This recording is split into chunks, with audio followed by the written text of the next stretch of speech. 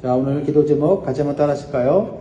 하나님께서 함께 하시는 마음을 갖게 하시고 예수님 같은 친구가 되게 하소서.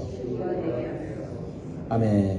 사순절을 맞이해서 우리 예수님을 묵상할 때 십자가를 묵상하기를 바랍니다. 우리를 위하여 피 흘리시고 희생하신 그 사랑과 그 헌신을 우리가 기억하면서 우리 예수님의 그 은혜만 기억하는 것이 아니라 다시 오실 예수 그리스도, 재림하실 예수님을 바라보는 사순절 기간이 되기를 간절히 소원합니다. 하나님께서 우리 인간에게 주시는 가장 큰 축복은 하나님께서 함께 하시는 거예요. 그걸 이제 네 글자로 뭐라고 하죠? 하나님이 함께 하시는 거? 임마누엘. 임마누엘이죠. 왜냐하면 하나님께서 우리와 함께 하시면 우리는 못할 일이 없기 때문에 그렇습니다. 그런데 하나님께서 함께 하시는 수준이 사람마다 달라요. 왜냐하면 하나님께서 우리와 함께 하시기를 원하시지만 하나님을 향한 우리의 마음이 어떠하느냐에 따라서 하나님의 함께 하심을 우리는 깊이 경험할 수도 있고 얕게 경험할 수 있는 것이죠. 그러니까 하나님의 함께 하심의 문제가 아니라 바로 우리의 마음이 하나님을 향하고 있느냐 그렇지 못하느냐에 따라서 하나님의 함께 하심을 우리는 경험할 수 있다는 겁니다. 우리는 이것을 다윗이라는 인물을 통해서 하나님께서 함께 하실 때 나타나는 하나님의 능력과 은혜를 우리가 살펴볼 수가 있어요. 자, 다윗이 골리앗을 이겼습니다. 어떻게 이겼죠? 다윗은 생명을 걸고 자기 자신을 의지한 게 아니에요. 자신의 무기를 의지한 게 아니라 생명을 걸고 하나님의 이름을 의지하고 나아갔을 때 하나님께서 다윗과 함께 하셔서 골리앗을 이기게 하셨습니다. 그렇습니다. 하나님 우리가 얼마나 의지하느냐에 따라서 우리의 삶에 하나님의 능력과 하나님의 지혜는 나타날 줄 믿습니다. 이스라엘 백성 중에 아무도 다윗의 승리를 확신하지 않았고 아무도 기대할 수 없는 절망적인 상황에서 다윗이 승리했기 때문에 이제 다윗의 위상은 이스라엘 안에서 달라졌어요. 무엇을 우리가 알 수 있어요? 하나님께서 함께하는 사람은 시간이 지날수록 사람들에게 인정받는다라는 겁니다. 시간이 지날수록 사람들에게 인정을 받지 못한다면 우리 자신을 돌아봐야 돼요. 내가 정말 하나님이 함께하는 사람인가 생각해 봐야 돼요. 먼저 사울 왕에게 승리한 다윗을 불러서 다윗에 관한 모든 것을 물어요. 사울이 악령에 시달릴 때 다윗이 궁중 이제 음악 치료사로 와서 사울을 도와줬지만 그때는 사울이 그렇게 주목하지 않았어요. 그런데 이름도 잘 기억하지 못하는 소년 다윗이 하나님을 의지해서 골리앗을 이겼을 때 사울 왕은 이제 다윗을 단순히 소년으로 자신의 옆에서 악령을 쫓아내주는 그런 음악 치료사 정도로 보는 것이 아니라 자기 옆에 두고 자기에게 도움을 줄 수 있는 용사로 인정하는 것을 보게 됩니다. 그래서 이 사울 왕은 다윗을 집으로 보내지 않아요. 아버지 심부름 때문에 전역기고 왔다가 집에도 못 가고 왕궁에서 머물면서 살게 되었다는 겁니다. 이것이 의미하는 바가 뭘까요? 자, 2절에 보면 그날에 사울은 다윗을 머무르게 하고 그의 아버지의 집으로 다시 돌아가기를 허락하지 아니하였고. 여러분, 다윗은 지금 왕궁에서 이제 머물면서 무엇을 배울 수 있겠습니까? 왕궁의 법도와 정치적인 능력과 지혜를 배울 수 있는 기회를 얻게 된 거예요. 자, 사울은 자기에게 도움이 되기 위하여 다윗을 왕궁에 머물겠지만 하나님은 다윗을 이스라엘 나라의 왕으로 삼기 위하여 그를 왕궁에서 훈련시키고 있다라는 겁니다. 지금은 비록 왕이 사울이지만 내가 사울 왕의 밑에서 일하고 있지만 하나님의 뜻을 따라 순종하게 살면 하나님께서는 때가 되면 내가 배우고 익히고 순종한 모든 것들을 사용하셔서 하나님께서 하나님의 뜻과 비전을 우리를 통하여 이루어 주신다는 것을 보여주는 거예요. 우리 자녀들을 위해서 기도할 때도 마찬가지입니다. 우리 자녀들이 처음부터 뭐 높은 자리로 가게 해주십시오. 뭐 이렇게 기도할 게 아니에요. 하나님 밑에서부터 차근차근 하나님께서 원하시는 것들을 배울 수 있는 겸손한 사람 되게 해달라고 기도해야 돼요. 그래서 차근차근 하나님께서 보내시고 기회를 주시는 그러한 환경 속에서 섬길 때 하나님의 뜻을 따를 수 있고 또 하나님의 뜻을 이루는 과정 속에서 흔들리지 않고 넘어지지 않고 끝까지 승리할 수 있는 것입니다. 두 번째로 하나님께서 함께 하시는 사람은 하나님의 지혜를 얻습니다. 여러분 골리앗을 한번 이겼다고 해서 계속 이기는 게 아니거든요. 골리앗 같은 문제도 있지만 또 다른 골리앗이 있어요. 그렇죠? 그래서 지혜가 필요합니다. 이럴 땐 이런 지혜가 필요하고 저럴 땐 저런 지혜가 필요하고 용감하게 앞에 나가서 싸워야 될 때도 있지만 어쩔 때는 인내하면서 견뎌야 되는 그런 지혜가 필요할 때도 있어요. 그런 지혜를 다윗이 받아요. 자, 5절에 보니까 다윗은 사울이 보내는 곳마다 가서 지혜롭게 행하며 사울이 그를 군대의 장으로 삼았더니 온 백성이 합당히 여겼고 사울의 신하들도 합당히 여겼더라. 어떻게 이런 일이 있을 수 있어요? 다윗은 아직 나이가 어리고요. 군사적인 경험이나 정치적 지도력이 전무하잖아요. 그런데 사울이 보내는 곳마다 다윗이 지혜롭게 행했다라고 말하고 있어요. 왜 그랬을까요? 그것은 하나님께서 다윗과 함께 계셨기 때문이에요. 다윗이 하나님과 함께하는 사람이 될 수 있었던 것은 그것은 다윗이 자신의 힘을 의지하지 않고 오직 하나님만을 의지했다는 것을 보여주는 거죠. 골리앗을 이길 때만 하나님을 의지한 게 아니라 어떠한 상황이든지 어떠한 환경이든지 어떠한 장소든지 다윗은 먼저 하나님을 신뢰하고 하나님께 묻고 하나님의 뜻을 따라서 행했다는 것을 보게 되는 것이죠. 이것은 하나님을 진심으로 경외했다는 것을 보게 되는 거예요. 여러분, 하나님을 경외하는 자는요, 하나님께서 지혜를 주세요. 그래서 여러분, 잠언 9장 10절에 보면 여호와를 경외하는 것이 지혜의 근본이요 거룩하신 자를 아는 것이 명철입니다. 그러니까 이제 군인으로서도 또 정치인으로서도 다 초짜 아닙니까? 그런데 하는 일마다 가는 곳마다 하나님의 지혜를 얻었다고 하는 것은 자신의 경험과 자신의 능력을 믿지 않았다는 거예요. 오직 하나님을 경외하는 마음으로 하나님께 묻고 하나님의 뜻을 분별하려고 애를 썼다는 거예요. 그러니까 하나님의 지혜를 주시고 명철을 주었다는 겁니다. 그러니까 사울도 이제 다윗이 가는 곳마다 너무 잘하니까 군대의 장으로 다윗을 삼았습니다. 그런데 온 백성과 사울의 신하들조차도 합당하게 여겼다라고 나와 있죠. 백성들은 다윗이 가는 곳마다 전쟁에서 승리했으니까 좋아하겠죠. 그런데 사울의 신하들의 입장은 다르잖아요. 그렇죠? 이 사울의 신하들은 어떻게 보면은 자신의 자리를 다윗에게 내놓아야 되는 상황이잖아요. 그럼에도 불구하고 다윗의 신하들도 합당히 여겼다. 다윗을 시기하거나 미워하는 사람이 있을 수 있는데 모두 다 인정해 주었다라는 겁니다. 이것은 하나님의 은혜가 아닐 수 없어요.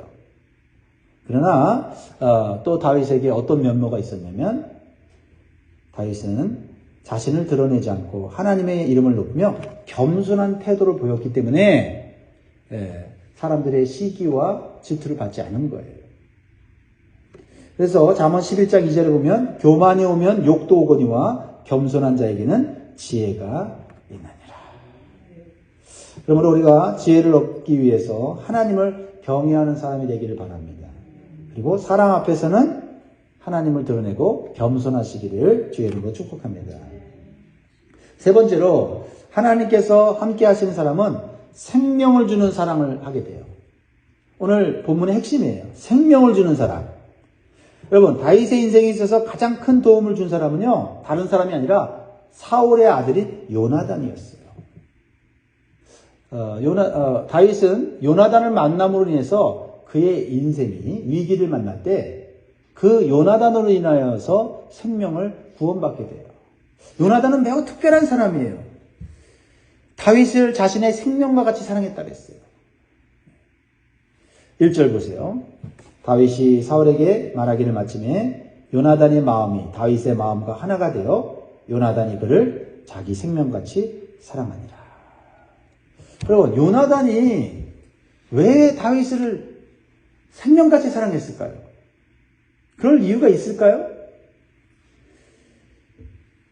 요나단은 다윗이 골리앗을 이기고 나라를 구했기 때문에 사랑한 것이 아니에요. 그리고 요나단은 자신의 유익을 위해서 다윗을 사랑한 것이 아닙니다. 요나단은요, 별 문제가 없으면 사울을 이어 왕이 될 사람이에요. 그래서 보통은 이런 다윗과 같은 용맹한 사람을 자기 옆에 두어서 왕권을 강화시키는 근데 사용했을 거예요. 하지만 요나단과 다윗의 이러한 우정은 그런 육신적인 차원의 것이 아님을 우리가 알 수 있어요. 요나단이 다윗을 사랑하게 된 이유는 영적인 이유예요. 그래서 저는 참 이 요나단이 너무나도 귀하고 참 요나단 같은 사람이 되면 좋겠다. 또는 요나단 같은 사람 만나면 좋겠다 하는 생각을 하게 돼요. 다윗이 요나단과 비교하면요, 요나단과 다윗은 공통점이 하나도 없어요. 그럼에도 불구하고 요나단은 다윗을 자기 생명처럼 사랑했어요. 왜냐하면 다윗과 한 가지 다 공통점이 있었어요. 하나님을 온전히 신뢰하는 사람이었다는 거죠. 요나단은 전에 수많은 블레셋과의 전쟁에서 패배하고 있었어요. 그런데 요나단이 가진 믿음이 뭐였냐면 그의 아버지인 사울왕과 전혀 달라요. 그 마음과 신앙이. 요나단은 전쟁의 승패가 사람의 수에 있지 않다는 것을 고백을 해요. 그렇죠? 그래서 유일하게 하나님의 뜻을 물었던 사람이 바로 요나단이에요. 하나님, 이 블레셋과의 싸움에서 우리가 지금 중과 부족입니다. 우리는 싸워 이길 수 없는데 하나님께서 올라가라 하시면 우리는 승리할 수 있습니다. 라는 믿음을 갖고 하나님께 물어요. 그랬을 때 하나님께서 올라가라고 블레셋과 싸우라고 말씀하세요. 그러자 요나단이 이건 꼴랑이에요. 꼴랑 자기 병기를 든 소년과 함께 둘이서 올라가서 블레셋 적진에서 싸웁니다. 이거는 만용이 아니에요. 오직 하나님의 능력 하나 믿고 생명을 걸고 나아가는 거거든요. 자기 생명보다 하나님의 뜻을 더 귀하게 여기는 그 마음이 요나단에게 있었어요. 그래서 그 전쟁에서 승기를 잡게 되고 그리고 결국은 승리하게 되죠. 그러니까 요나단은 어떤 사람이냐면 하나님을 온전히 신뢰한다는 것이 무엇인지 아는 영적인 사람이었어요. 이스라엘 나라에 하나님을 의지하면 이 나라는 하나님이 보호하신다고 믿는 유일한 사람이었다는 거죠. 영적인 사람은 영적인 사람을 알아보게 돼 있어요. 그러니까 우리는 외적으로 꾸밀 필요가 없어요. 우리가 하나님과의 관계가 올바르고 하나님과의 관계 속에서 우리가 하나님의 지혜를 얻으면 우리는 승리하게 되고 또한 그것을 알아보는 영적인 사람이 돕게 돼 있어요. 할렐루야. 다윗이 비록 어리지만 요나단은 자신의 친구로 삼아서 사랑하고 하나님의 뜻을 이루도록 돕는 사람이 된 거예요. 실제로 요나단과 다윗은 친구가 될 수 있는 나이는 아니에요. 요나단은요, 다윗보다 나이 차이가 많이 나요. 이게 조사해 보니까 25에서 30살이 더 많아요. 모르셨죠? 저도, 이렇게까지 나이가 많이 차이 나나? 그래서 계산을 좀 이렇게 해보니까 많이 차이면 30살까지 차이가 나거든요. 그러니까 우리가 생각하는 친구의 그런, 나이는 아니에요. 그런 우리가 생각하는 그 우정, 학교 친구들의 우정, 사회에서 만난 우정, 이런 게 아니라는 거죠. 친구가 될 수 없는 거예요. 그리고 요나단은 신분이 왕족이고요. 그리고 태어날 때부터 좀 부유한 집안에서 그래서 자라났어요. 근데 다윗은 가난한 집안이고 목동 출신의 아주 천한 그러한 가정에서 자라났죠. 근데 요나단이 외적으로 다윗을 봤다면 다윗과 친구가 될 수가 없어요. 요나단과 다윗이 진정 친구가 될 수 있었던 것은 바로 하나님의 뜻을 자신의 뜻보다 더 귀하게 여기는 다윗을 보고 친구로 삼은 것입니다. 그래서 요나단은 자기 자신보다는 다윗을 하나님께서 세우실 왕으로 본 거예요. 이게 왕으로 볼 수 있다는 그 마음이 너무 훌륭하지 않습니까? 자기가 왕이 될 수 있는데 다윗을 왕으로 본 거는 외적으로 본 게 아니라 이런 사람이 하나님이 다스리시는 이 나라에 필요하다는 생각을 하게 된 거예요. 그래서 보세요. 그 증거가 4절이 나와요. 요나단이 자기가 입었던 겉옷을 벗어 다윗에게 주었고 자기의 군복과 칼과 활과 희도 그여했더라. 다윗이 골리앗을 죽이고 큰 공을 이루었기 때문에 주는 선물이 아니에요, 이게. 그렇다면 땅 몇 마지기 주고 큰 집 하나 주고 금은부와 줬겠죠. 근데 요나단이 자신이 입었던 겉옷을 주었다고 했어요. 누구의 겉옷입니까? 왕자의 겉옷이고요.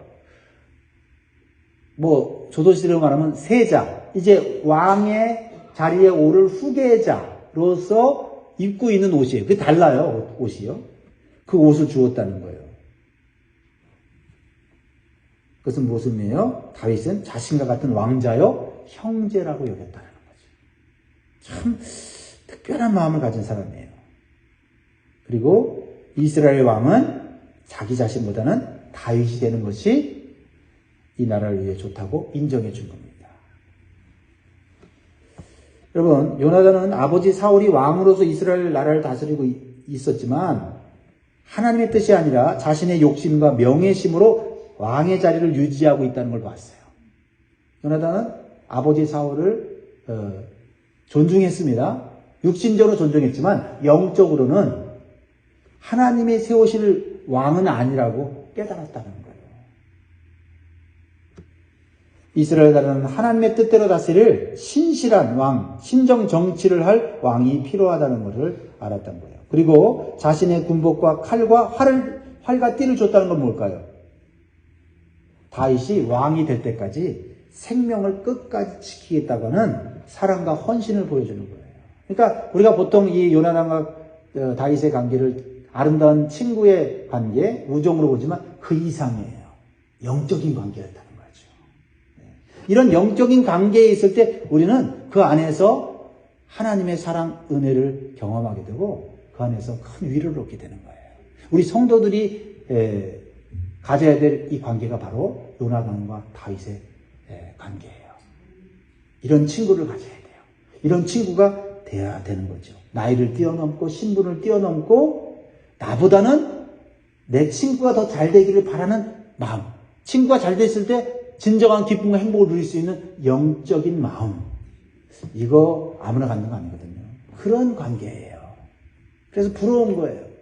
내가 그런 사람이 되고 또한 그런 사람이 나의 친구가 되면 좋겠다 하는 기도 제목을 갖게 되는 것이죠. 이렇게 하나님의 뜻을 이루기 위해서 자신의 생명을 버리려고 하는 이 사람은 예수 그리스도의 사랑이에요. 요나단의 사랑은 예수 그리스도의 사랑을 보여주는 거예요. 구약에서 보여주는 거예요. 그래서 우리의 진정한 친구는 예수 그리스도이십니다. 우리가 행복해지도록, 우리가 형통하도록, 우리가 잘 되도록 자신의 생명을 바친 분이 누구예요? 예수 그리스도잖아요. 그런 분이 이 세상에 어디 있어요? 뭐가 부족해서 예수님이 우리를 위해 생명을 바칩니까? 겉으로 보세요. 예수님과 우리는 너무나도 달라요. 그럼에도 불구하고 겉으로 보지 아니하시고 우리의 영혼을 불쌍히 여기셔서 우리를 죄에서 구원하시고 생명을 주시고 그 생명 가지고 잘 살라고 끝까지 하나님 뜻대로 살아서 영광 누리고 존귀와 상급을 받도록 해주시는 분이 예수 그리스도 아닙니까? 그래서 요나단의 모습 속에서 예수 그리스도의 마음을 보는 거예요. 그래서 요한복음 15장 13절에 14절에 주님께서 이렇게 말씀하셨어요. 사람이 친구를 위하여 자기 목숨을 버리면 이보다 더 큰 사랑이 없나니 너희는 내가 명하는 대로 행하면 곧 나의 친구라. 주님, 나의 친구가 되어주셔서 감사해요. 주님, 또 내가 요나단처럼 다윗 같은 하나님의 뜻을 행하는 자를 귀히 여기고 섬기고 세울 수 있는 자가 되게 도와주십시오. 예수님은 죄의 종인 우리가 예수님의 친구가 되도록 자신의 생명을 다해 우리를 십자가에 죽으시면서 사랑하셨어요. 우리가 사순절 기간에 이런 사랑을 좀 더 묵성할 수 있기를 주의 이름으로 축복합니다. 그 예수님의 사랑은 우리가 하나님의 뜻을 행하는 하나님의 자녀가 되게 하시고 우리의 생명을 끝까지 지키시고 보호하시고 생명의 길로 인도해 주실 줄 믿습니다. 그러므로 다윗과 요나단의 우정과 사랑은 자신의 유익을 굳지 않고 오직 하나님의 뜻만을 귀하게 여기는 공통점이 있기에 가능한 것이었고 가장 아름다운 친구 관계가 된 것입니다. 마지막으로 네 번째로 우리에게 주시는 교훈은 하나님께서 함께하지 않은 사람은 그 마음을 통제하지 못한다라는 거죠. 이렇게 사람도요 마음이 달라요. 그 마음이 어떠냐에 따라서 그의 인생과 운명이 바뀌는 거예요. 하나님이 함께하지 않는 사람의 마음은 어떤 마음입니까? 그 마음을 자기 자신도 몰라요. 통제할 수가 없어요. 그게 요나단과 달리 사울 왕의 마음이 그러한 것을 보여주죠. 사울은 다윗이 자신보다 백성들의 인기를 얻자 그 마음의 불편함과 시기심을 이기지 못해요. 블레셋과의 전쟁에서 승리하고 돌아온 다윗을 보면서 그 당시 여인들이 노래를 하죠. 유행가죠. 이 유행가에 이 사울은 마음이 불쾌해졌습니다. 6절을 보면 무리가 돌아올 때 곧 다윗이 블레셋 사람을 죽이고 돌아올 때 여인들이 이스라엘 모든 성읍에서 나와서 노래하며 춤추며 소고와 경세를 가지고 왕 사울을 환영하는데 여인들이 뛰놀며 노래하여 이르되 사울이 죽인 자는 천천히요 다윗은 만만이로다 한지라. 다윗이 죽인 자는 만만이고 사울이 죽인 자는 천천히다. 백성들이 사울과 다윗을 칭송했는데 다윗이 사울보다 많은 공을 세웠다라고 하는 현실을 이야기할 때 사울의 마음은 불편해졌어요. 자, 하나님이 함께하지 않는 마음을 가진 사울의 반응을 보세요. 8절 보면 사울이 그 말에 불쾌하여 심히 노하여 이르되 다윗에게는 만만을 돌리고 내게는 천천만 돌리니 그가 더 얻을 것이 나라 말고 무엇이냐 하고. 오직 이 사울의 마음은 나라를 얻는 것, 왕위를 지키는 것에만 있는 거예요. 사실 다윗은 자신의 충성스러운 신하 아닙니까? 그래서 공적을 많이 세웠으면 상을 내리고 기뻐하고 같이 잔치를 베풀어야 되는 게 그게 왕의 모습 아니에요? 그런데 사울 왕은 자신의 왕위가 이 다윗에게 빼앗길까 봐 전전긍긍하는 모습을 보게 되죠. 왕위는 하나님이 주시는 거예요. 내가 지키려고 지키는 게 아니에요. 하나님이 주셔야만 그 왕위를 끝까지 유지할 수 있어요. 그것은 내 소관이 아니에요. 내가 할 수 있는 건 뭐예요? 내가 어느 자리에 있든지 간에 하나님의 뜻을 행하고 충성하면 그 안에서 하나님은 행복을 주시고 기쁨을 주시고 은혜를 주시는 거거든요. 그런데 자리에 연연하면 우리는 비교하게 되고 사람들의 평가에 흔들리게 되어 있단 말이에요. 그래서 보세요. 이제 사울이 주목하는 것은 하나님이 아니에요.